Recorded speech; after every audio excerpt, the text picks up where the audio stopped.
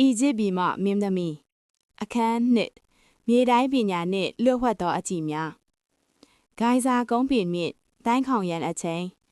ကန်တာရညရဲ့လေးဟာအေးစစ်စစ်နိုင်လောက်ပြီမြင့်မာယာရဲ့ရင်ထဲမှာတော့စူးစမ်းလိုစိတ်တွေကြောင့်အပူငွေ့တွေဟပ်နေတယ်လို့ခံစားရတယ်။သူမရဲ့ဘေးနားမှာမတ်တပ်ရက်နေတဲ့ဇာရက်ကလက်ထဲမှာထူးဆန်းတဲ့ကိရိယာတစ်ခုကိုကိုင်ထားတယ်။ဒါကိုမာခက်လို့ခေါ်တယ်လို့ဇာရက်ကရှင်းပြတယ်။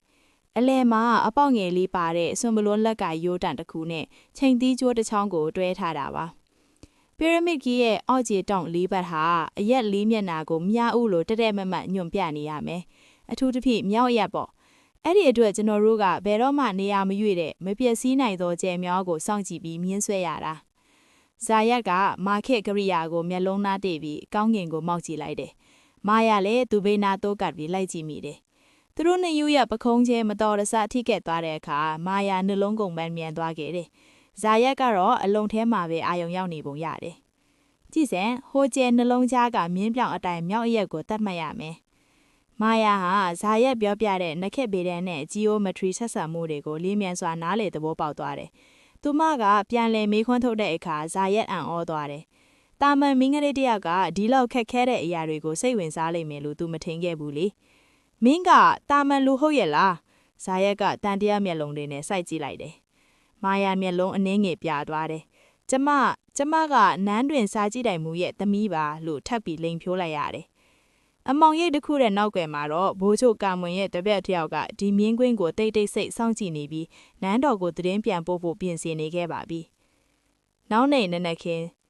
နန်းတော်ရဲ့လုံခြုံတဲ့အဆောင်အတွင်းပါမာယာဟာသူမရဲ့ရှည်လျားတဲ့စညွယ်တွေကိုစူးစီးပြီးခေါင်းပေါင်းတစ်ခုထဲဝှက်ထည့်လိုက်တယ်။ပြီးတော့အမျိုးသားတွေဝတ်တဲ့ဝေယုံတို့ကိုလဲလှယ်ဝစ်စင်လိုက်တယ်။မင်းသမီးတကယ်ပဲသွားတော့မလား။အဖမ်းခံရရင်ဘင်းကြီးအမျက်တော်ရှာလိမ့်မယ်။သူမရဲ့တငယ်ချင်းဆေးဆရာမလေးနီလာကစိုးရိမ်တကြီးတားနေတယ်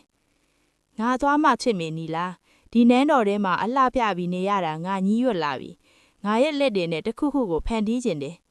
မာယာရဲ့မျက်လုံးတွေကပြက်သားနေတယ်။သူမဟာကရန်ပြင်ထဲကသူမရဲ့ပုံရိပ်ကိုကြည့်လိုက်တယ်။ပြားလွန်ပေါ်လူငယ်တယောက်ပုံပေါက်နေပြီ။ဆောက်လုံငင်လူငန်းခွင်းနေမင်းကြီးပူပြင်းစွာတောက်ပနေရဲ့လုပ်ငန်းခွင်ထဲမှာလူပေါင်းထောင်ကြီးရဲ့အဖမ်းကြောက်စစ်တန်တီဆူညောင်နေတယ်။ဖုံမုံတွေကလေထဲမှာလွင့်ပြန်နေတယ်။မာယာဟာဇာရက်ရှိတာနေရာကိုရှာတွေ့သွားတယ်။ဇာရက်ကအလုတ်သမားတွေကိုအော်ဟိညွန့်ကြားရင်ချွေးတွေရွှဲနေတယ်။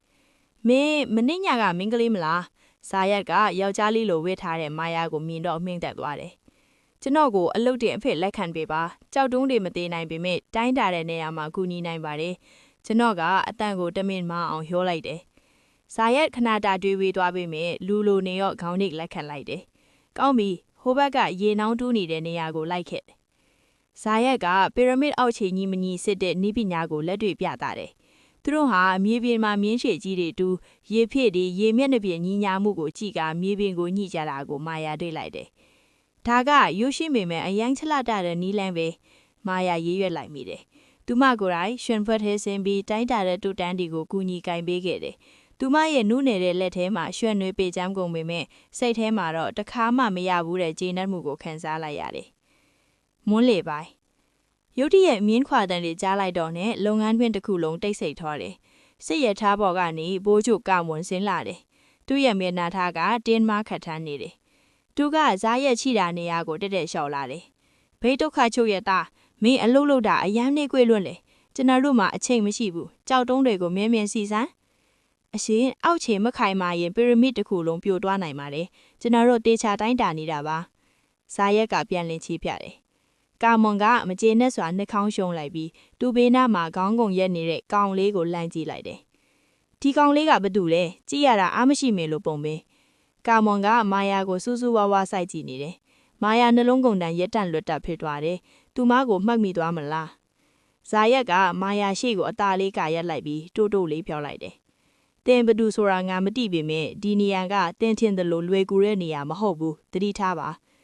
မာယာကောင်းညင်လိုက်တယ်ဒီလုပ်ငန်းခွင်ဟာကြောက်တုံးတွေထက်ပိုမိုလေးလံတဲ့လျှို့ဝှက်ချက်ကလေးနဲ့အန်ဒီယေဝေကိုတည်ရောက်နိုင်မှန်းသူမစတင်သဘောပေါက်သွားခဲ့ပါပြီ